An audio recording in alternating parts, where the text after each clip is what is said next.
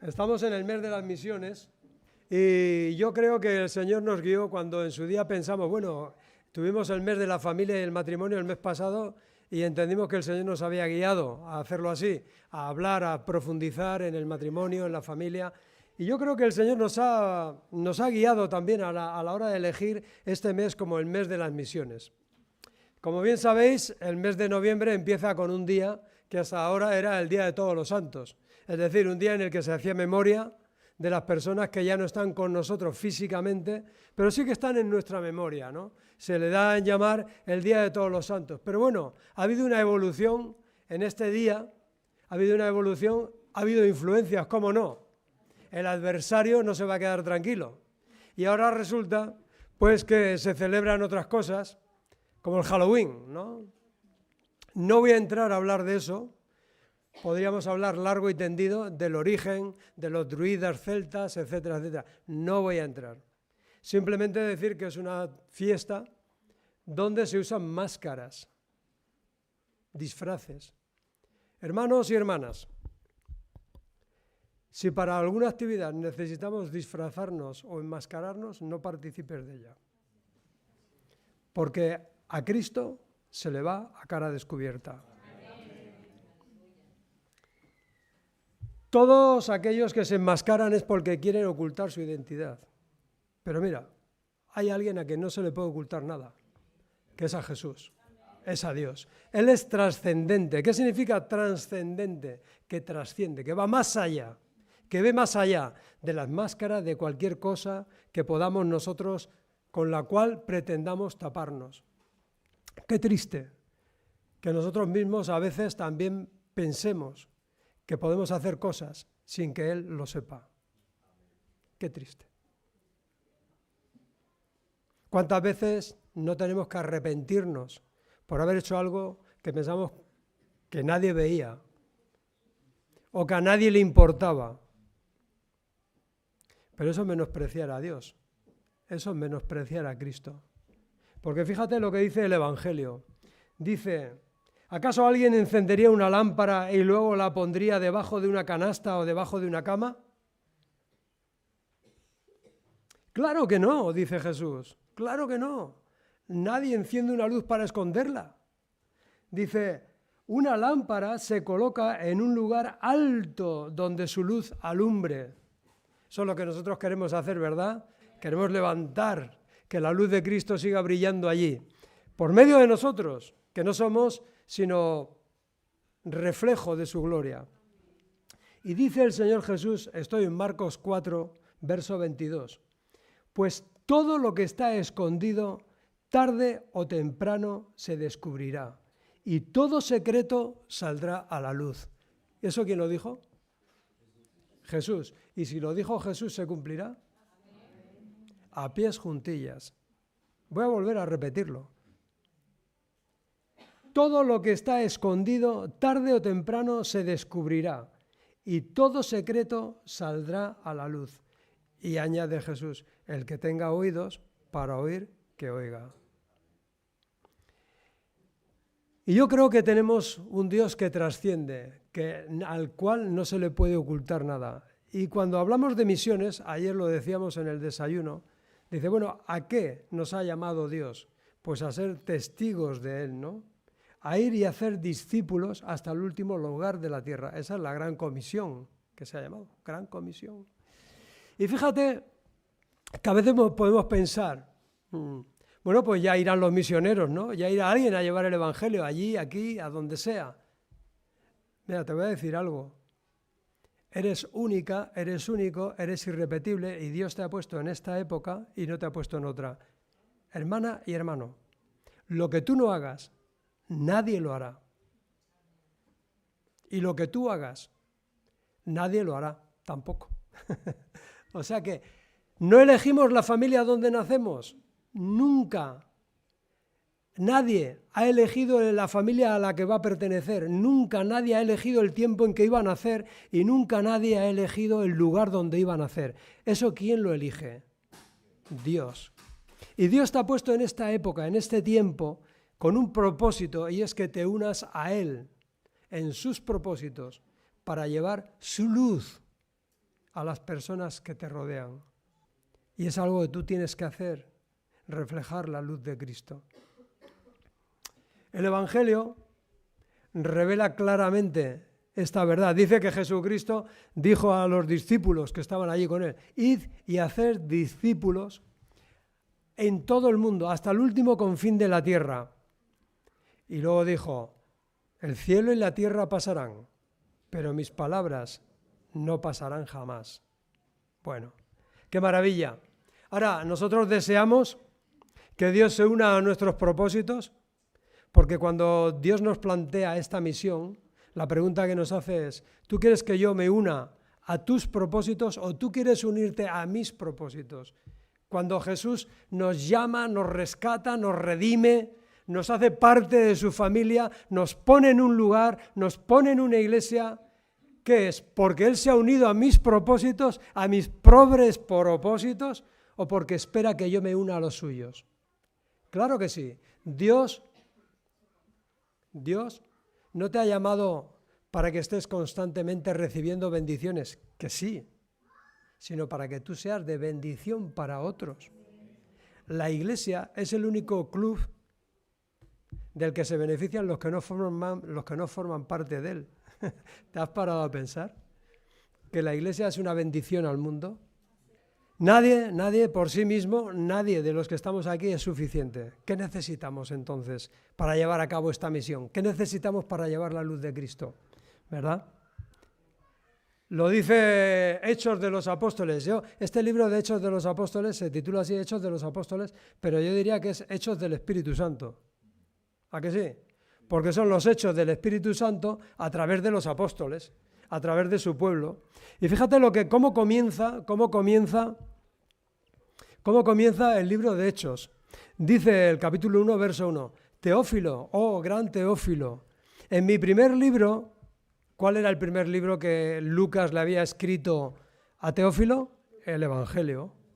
Él investigó, escribió el Evangelio y se lo dio a Teófilo. Dice, en mi primer libro te relaté todo lo que Jesús comenzó a hacer y a enseñar, hasta el día en que fue llevado al cielo, después de haberles dado a sus apóstoles escogidos instrucciones adicionales por medio de el Espíritu Santo.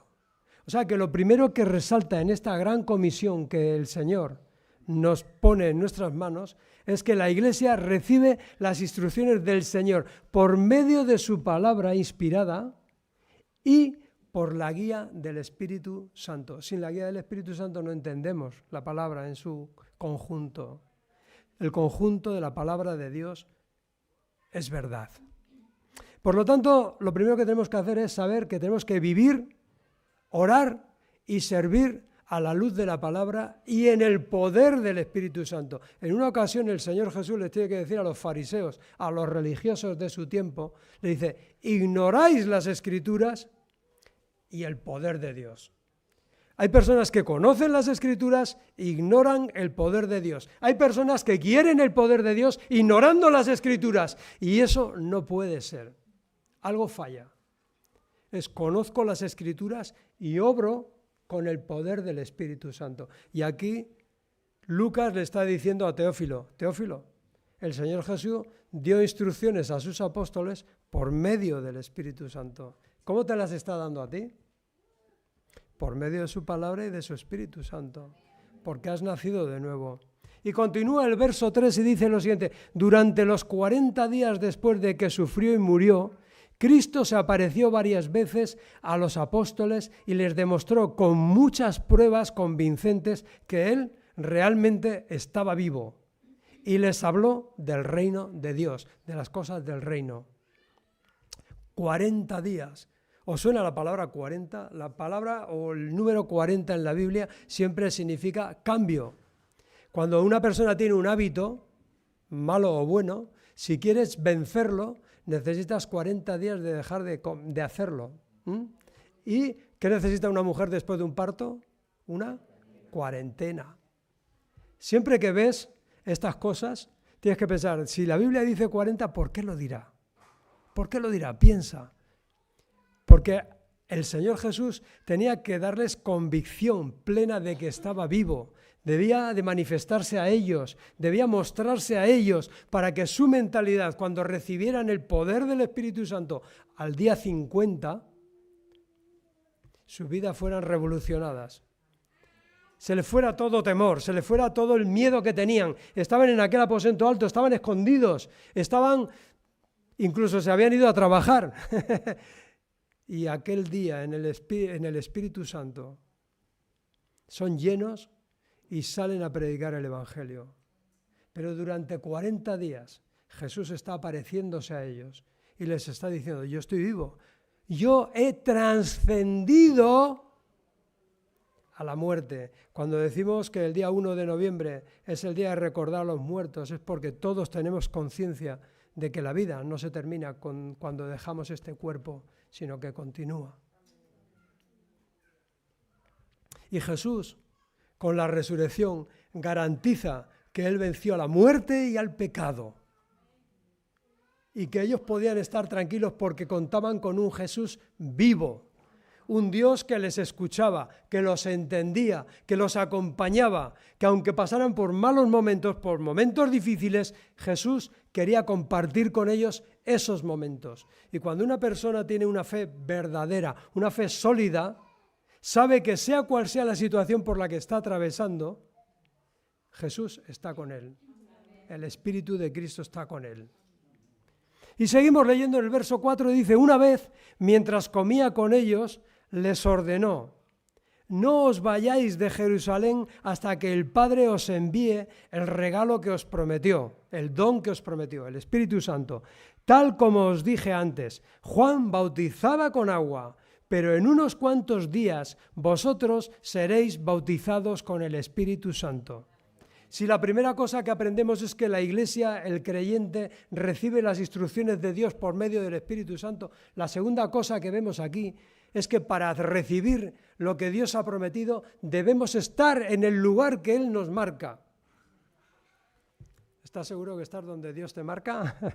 ¿Que estás en el lugar que Dios te indica? Es ahí donde vas a recibir todo de Él, todo lo que necesitas. ¿Qué es un pacto? Yo a veces comparo el pacto con una caja, como un arca, el arca del pacto, ¿verdad? Allí estaba la vara de Aarón, estaban los 10 mandamientos, estaba el maná. Todo lo que les hacía recordar lo que Dios había hecho en sus vidas. Y yo creo que cuando estamos en el pacto de Dios, nosotros no redactamos ese pacto. Nosotros lo aceptamos. ¿Pero quién lo escribe? Lo escribe Él. Esto es algo maravilloso. Y entonces cuando nosotros queremos recibir las cosas de Dios, debemos estar en el lugar que Él dispone. Ahí es donde vamos a arraigar, ahí es donde vamos a crecer, ahí es donde nos vamos a fortalecer espiritualmente y ahí es donde vamos a fructificar. Y les dice el Señor Jesús, no os vayáis de Jerusalén. ¿Y qué hacen ellos? Allí permanecen hasta que llega el Espíritu Santo y a partir de ahí sí, a partir de ahí empiezan a predicar por Jerusalén, por toda Judea, por Samaria, Galilea y hasta el último confín de la tierra. Y ahí estás tú y ahí estoy yo. No es que Él se haya unido a nuestro plan, es que nosotros nos unimos al suyo, que es llevar un mensaje de esperanza, buenas noticias al mundo. Un mundo que está muy necesitado, un mundo que está en oscuridad, que necesita ponerse máscaras para hacer cosas. Yo veía imágenes estos días de familias llevando a sus niños a no sé qué feria donde les asustaban. Y yo estaba con mi esposa hablando y decía, pero qué necesidad. Niños de 5, 6, 7 años llevándolos a que les den un susto. Digo, Dios mío, ¿pero qué nos está pasando? Ayer estábamos aquí celebrando la luz de las naciones. Estábamos diciendo que Cristo había llegado a nuestra vida de todos los puntos del mundo, brasileños, peruanos, austríacos, hasta holandeses. Holandeses digo, no había más que uno, pero digo yo, y digo, bendito sea el Señor, nosotros celebramos la luz. Nosotros no celebramos las tinieblas, ¿no? Nosotros no queremos miedos en las vidas de nuestros hijos. Por eso hay que orar por ellos, Hay que decirle al Señor, Señor, pon un cercado de fuego alrededor de ellos, que no tengan malos encuentros, que no tengan malas influencias y que luego tengan libertad para hablarme y contarme lo que han vivido en el colegio. Hijo, ¿qué te han dicho? Hijo, nieto. Ay, Señor, qué bueno eres. Dios mío. Bueno, luego esto lo corto del vídeo y ya está. Que me emociono mucho. Pero, de verdad, vemos cómo funciona el mundo con sus máscaras, con sus disfraces, con sus tonterías, y vemos a lo que nos llama Cristo. Hay una canción, la segunda, que luego la cantaremos para terminar. Es que ya ni siquiera compartimos el título de la predicación y de lo que vamos a predicar. Es que el Señor guía a mis hermanos de la alabanza, los guía y ponen y las alabanzas van al pelo. Digo, Señor, qué bueno eres. Tenemos muchas voces, pero solamente tenemos una palabra. Tenemos muchas bocas, pero solamente hay una palabra. Y yo veo cómo os guía a elegir las canciones. Digo, Señor, a veces me gusta, un día voy a acabar por aquí tumbado. Por aquí tumbado y llorando, porque me emociono mucho. Dice el Señor, lo primero que les dice es, recibiréis poder, recibiréis instrucciones por medio del Espíritu Santo, y lo segundo que les dice, estar ahí, estaros en Jerusalén hasta que esto ocurra.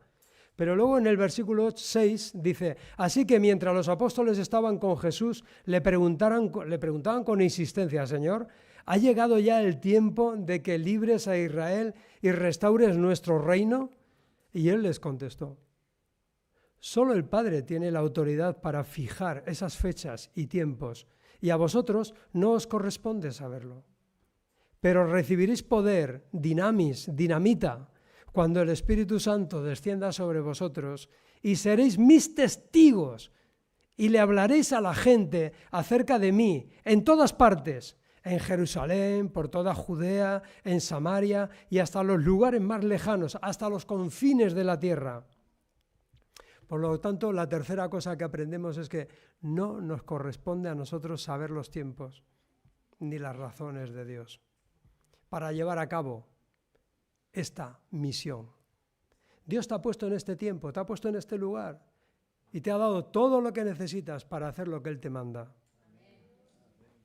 Por lo tanto, no nos corresponde saber las fechas, pero sí nos corresponde testificar de Jesús, reflejarlo a Él. Esa es la misión, hermanos. Y claro, la misión, ¿qué nos ocurre? Que a veces ponemos más atención en los tiempos. Señor, ¿cuándo vas a permitir? Señor, ¿cuándo vas a hacer? Señor, ¿cuándo vas a cambiar? Pero no te está diciendo el Señor que te vaya a dar una respuesta a esas fechas. Te está diciendo, eso le corresponde al Padre. Tú ve y testifica de mí. Por lo tanto, si tú no testificas, nadie lo va a hacer por ti. Si la iglesia se calla, nadie hablará por la iglesia. En este mundo hay una influencia poderosa, muy poderosa, que lucha en contra de la luz de Cristo. Pero nosotros estamos llamados a ir contracorriente y a testificar de que en Cristo hay luz, hay buenas noticias y hay esperanza. Y hay vida, hay vida. Ahora, ¿qué le dice el apóstol Pablo a los Gálatas, allí en la epístola de Gálatas, capítulo 3, en el verso 26? Todos vosotros sois hijos de Dios por la fe en Cristo Jesús. Ya lo dijimos el domingo pasado, no toda criatura es hija de Dios. Decir eso puede consolar, pero no es verdad, no es bíblico. Dice, los hijos de Dios, todos vosotros sois hijos de Dios por la fe en Cristo Jesús. Y sin esa fe no lo sois criaturas de Dios, ¿vale? Pero vosotros sois hijos de Dios. Y todos los que fueron unidos a Cristo en el bautismo, se han puesto a Cristo como si se pusieran ropa nueva. ¡Qué bonito! ¿Estás viendo la imagen? ¿Estás viendo? ¿Te has unido a Cristo? ¿Te has unido a sus propósitos? ¿Te has unido a su misión? ¿Te has unido en el bautismo? El bautismo es el primer acto de obediencia. ¿Qué necesidad tengo de bautizarme? ¿Y por qué no? Ay, Señor. Bueno, dice, de Cristo estáis revestidos. Es como si os hubierais puesto ropa nueva. Entonces, nosotros no nos vamos a disfrazar, nosotros no nos vamos a poner caretas, nosotros no nos vamos a cambiar, no queremos darle un susto a nadie. Nosotros queremos que se vea a Cristo en nuestra vida. ¿Y cómo se ve a Cristo en tu vida y en la mía? Pues lo hemos dicho, recogiendo lo que dice su palabra, entendiéndolo en el poder del Espíritu y aplicándolo en obediencia. Entonces, cuando tú caminas, cuando tú te comportas, cuando tú trabajas, lo decíamos el miércoles en el estudio, no trabajas para el ojo del dueño, no trabajas para tu compañero, trabajas como para el Señor. Y eso lo ven los demás. Y cuando tú tratas a tus nietos, a tus hijos, a tus vecinos, con amor, desinteresado, cuando tú te prestas a ayudarlos, pero no para que te vean a ti, sino para que lo vean a Él, estás llevando a cabo la misión también. Estás revestido de Cristo. Ya no se te ve a ti. Ya no hay judío, ya no hay gentil, ya no hay esclavo, ya no hay libre, ya no hay hombre, ya no hay mujer. Cristo trasciende, Jesús trasciende todo eso. Jesús trasciende lo cultural, Jesús trasciende el género, Jesús trasciende lo social, Jesús trasciende todas esas cosas. Dice, ya no hay judío ni gentil, ni esclavo, ni libre, ni hombre, ni mujer, porque todos vosotros sois uno en Cristo Jesús, y ahora que pertenecéis a Cristo, sois verdaderos hijos de Abraham, sois sus herederos, y la promesa de Dios a Abraham os pertenece a vosotros. Bendito sea su nombre. ¡Qué bonito, qué bonito! Esto no es solamente para recordarlo, es para vivirlo. Es para vivirlo. ¿Quién se ve reflejado en los hijos de Dios? A Cristo. Por lo tanto, ¿es transcultural Cristo? Claro que es transcultural. ¿Es transsocial? Claro que es transsocial. No hay ni rico, ni amo, ni pobre, ni esclavo. Cristo tiene un mensaje de esperanza para todos y para todas. Y esta palabra la voy a decir en dos partes para que no nos corten el vídeo. Cristo es género. Cristo está más allá de todo esto. Y es con Él con quien nos hemos unido en esta labor, en esta misión. Y yo creo que podemos hacernos una pregunta, bueno, ¿y qué papel tiene una pequeña congregación en una misión tan inmensa que es llevar la luz del Evangelio a todos los lugares de la tierra? ¿Cómo os veis? ¿Os veis con ánimo? ¿Os veis con ganas de participar de eso? Pues, la verdad es que humanamente hablando, como decía antes, cuando ves el bordado, lo ves horizontalmente, no ves los colores, no ves el dibujo. Tenemos que coger una visión vertical, ¿verdad? La visión de Dios. Pues el objeto de esta gran comisión es desafiante, es muy desafiante. Pero repito lo que he dicho al principio, si tú no lo haces, nadie va a venir a hacerlo por ti. Dios te ha puesto en un lugar y en un tiempo determinado para que tú hagas algo que Él te está demandando. Porque me acuerdo aquellas palabras de Moisés cuando estaban a orillas del río Jordán. He hablado del testimonio, la importancia del testimonio. Y mirad, cuando llegó Moisés ya estaba muy mayor, estaba a punto de morir. Él se junta allí a orillas del Jordán y mira la tierra prometida. Él no iba a entrar. Pero a él le preocupaba una cosa. Después de 40 años en el desierto, él estaba muy preocupado por el testimonio del pueblo. Y en aquel último discurso les dice, tener cuidado, tener mucho cuidado. No sea que os olvidéis del Señor que os sacó de esclavitud. Este es un peligro muy serio que corremos todos, olvidarnos del que lo hizo todo por nosotros y que no seamos capaces de hacer lo que nos pide. Y dice Moisés, tener cuidado, no sea que os olvidéis del Señor que os sacó de la esclavitud de Egipto, de la casa de servidumbre. Temerás solo al Señor tu Dios. A Él le adorarás y y jurarás solo por su nombre. No seguirás a otros dioses, a ninguno de los dioses de los pueblos que te rodean. ¿Por qué estaba preocupado Moisés? Estaba preocupado por la idolatría, estaba preocupado por la influencia del mundo. Hermanas, hermanos, ahora parece que es insignificante el que nuestros niños o muchas personas participen de ciertas fiestas, de ciertos acontecimientos. Pero mirar, no hay nada que no sea trascendente. Cualquier cosa, por insignificante que nos parezca, tiene trascendencia y de todas ellas tendremos que dar cuenta. Moisés estaba muy preocupado porque el pueblo no se dejara influenciar por los pueblos que le rodeaban.